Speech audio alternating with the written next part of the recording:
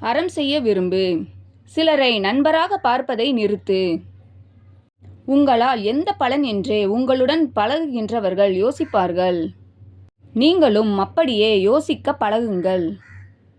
செய்யாத தவறுக்கு உன் மீது பழி கூறினால் அது இல்லை என்று நிரூபிக்க முயலாதே.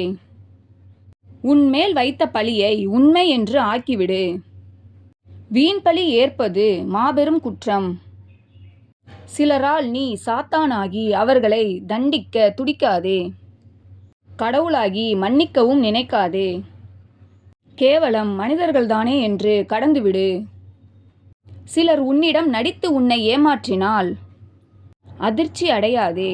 உனக்கான நேரம் வரும் பொழுது அவர்களை விட சிறப்பாக நடி. யாரோடும் வாதம் செய்யாதே. உனக்கான வேலைகள் நிறைய காத்திருக்கின்றன. தன் பலம் பெறுகின்றவர்களே தரணியில் வாழ தகுதியானவர்கள். சிலரின் ஆட்டம் முடிந்துவிட்டது. இனி உனக்கான ஆட்டம். இறுதி ஆட்டம் முடிவதற்குள் போட்டியிலிருந்து விலக நினைக்காதே. கடைசி நொடியில் தடம் மாறிய ஆட்டங்கள் இங்கு ஏராளம்.